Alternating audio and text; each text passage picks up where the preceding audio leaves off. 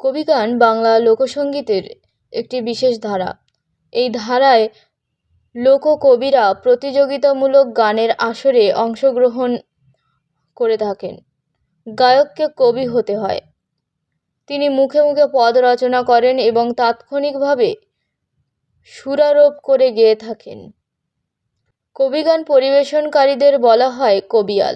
কবিগান মূলত একাধিক দলের মধ্যে প্রতিযোগিতা, যেখানে একদল প্রশ্ন গান গাইবে এবং সেই গান শেষ হলে অপর দলটি তার জবাব গান গাইবে। শেষ পর্যন্ত গানের প্রশ্নোত্তরের টক্করে যে দল সবচেয়ে ভালো বিবেচিত হবে তারাই বিজয়ী হবে। কবিগান সাধারণত দুটি দলের দ্বারা গীত হয়। দুটি দল গান গেয়ে থাকে। প্রত্যেকটি দলের নেতৃত্বে থাকেন একজন কবিয়াল বা সরকার। তার সহকারী গায়কদের বলা হয় দোহার। এরা সাধারণত নেতার কথাগুলিই পুনরাবৃত্তি করে। কবিগান শুরু হয় বন্দনা বা গুরুদেবের গীতের মাধ্যমে। বন্দনা অংশটি সরস্বতী, গণেশ, জনতা ও শ্রোতাদের উদ্দেশ্যে নিবেদিত হয়। এটি কবিয়াল যেমন উপযুক্ত করেন তেমনভাবেই গান।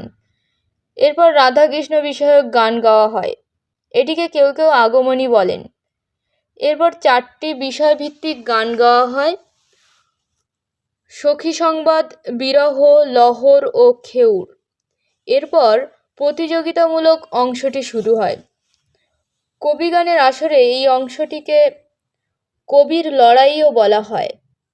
এই অংশে একজন গীতিকার সুরকার মুখে মুখে গান বেঁধে অপর গীতিকার সুরকারকে আক্রমণ করেন এবং তিনিও গানের মধ্যেই সেই আক্রমণের প্রত্যুত্তর দেন।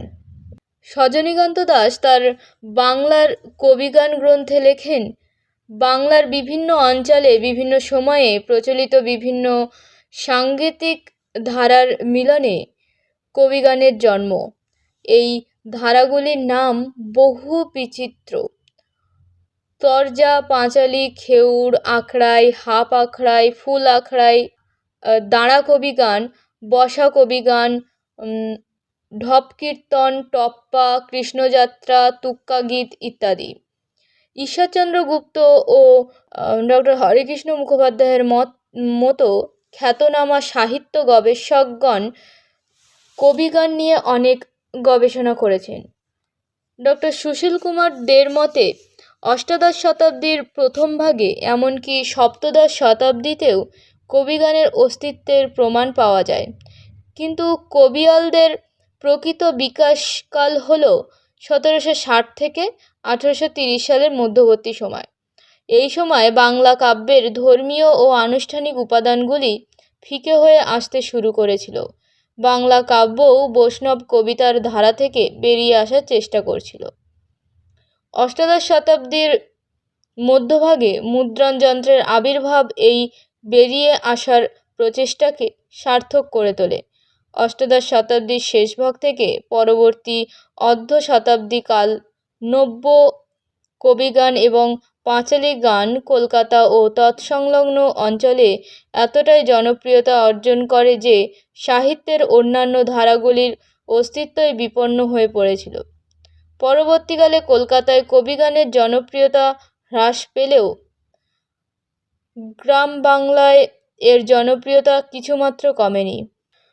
ডক্টর সুশীল কুমার দে কবিয়ালদের প্রশংসাই করেছেন।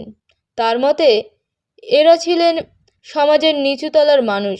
সমাজের নিচুতলার মানুষদের মধ্যেই ছিল এদের জন্ম ও বিচরণ।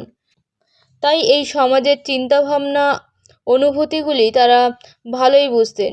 আধুনিক সাহিত্যকার সমাজের যে অংশকে অশিক্ষিত মনে করে আত্মতৃপ্তি লাভ করেন, সেই অংশে এদের জনপ্রিয়তা ছিল অবিসংবাদী। মুখে মুখে রচিত হতো কবিগান। পাশাপাশি শ্রোতাদের চমক লাগানো ও মনোসংযোগের লক্ষ্যে এত শব্দের ব্যবহারের কলাকৌশলও বিশেষভাবে লক্ষণীয়। একই শব্দ একাধিকবার অল্প ব্যবধান বা ব্যবধান ছাড়াই ব্যবহার করে ধ্বনি তরঙ্গ সৃষ্টি করা।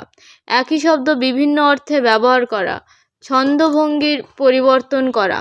একাধিক সংখ্যক কবিয়াল বা কবিয়ালা জনপ্রিয়তা ও খ্যাতি অর্জন করেছিলেন। অষ্টাদশ থেকে 20 শতাব্দীর মধ্যবর্তীকালে কেবলমাত্র বীরভূম জেলাতেই শতিনেক খ্যাতনামা কবিয়াল বিদ্যমান ছিলেন। এদের মধ্যে সর্বাপেক্ষা প্রাচীন কবিয়াল ছিলেন গোঁজলা গুঁই। তার রচিত একটিমাত্র গান ঈশ্বরচন্দ্র গুপ্ত সংগ্রহ করতে পেরেছিলেন। খুব সম্ভবত তিনি পেশাদার কবির দল গঠন করতে পেরেছিলেন। টপ্পা রীতিতে ও টিকার সঙ্গীতে কবিগান করতেন।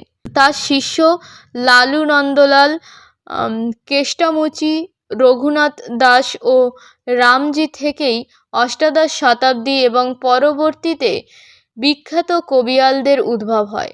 শোনা যায় রঘুনাথ দাস দাঁড়া কবির প্রবর্তক। ঊনবিংশ শতাব্দীর কলকাতার বিখ্যাত কবিয়ালরা ছিলেন হরু ঠাকুর, নিত্যানন্দ বৈরাগী, রাম বসু, ভোলা ময়রা, যোগেশ্বরী দাসী, অ্যান্টনি ফিরিঙ্গি ও ভবানী বণিক। বাংলার অন্যান্য অঞ্চলে কবিয়ালরা হলেন বলহরি দে, শম্ভুনাথ মণ্ডল, তারকচন্দ্র সরকার, রমেশচন্দ্র শীল, রাজেন্দ্র সরকার ইত্যাদি প্রভৃতি। মুদ্রণ জগতে প্রবেশ। কবিয়ালগণ মুখে মুখে কবিতা লিখেছেন ঠিকই, কিন্তু কখনো এগুলি লিখে রাখেননি। লক্ষণীয় যে ওই সময় কোনো ছাপাখানাও ছিল না।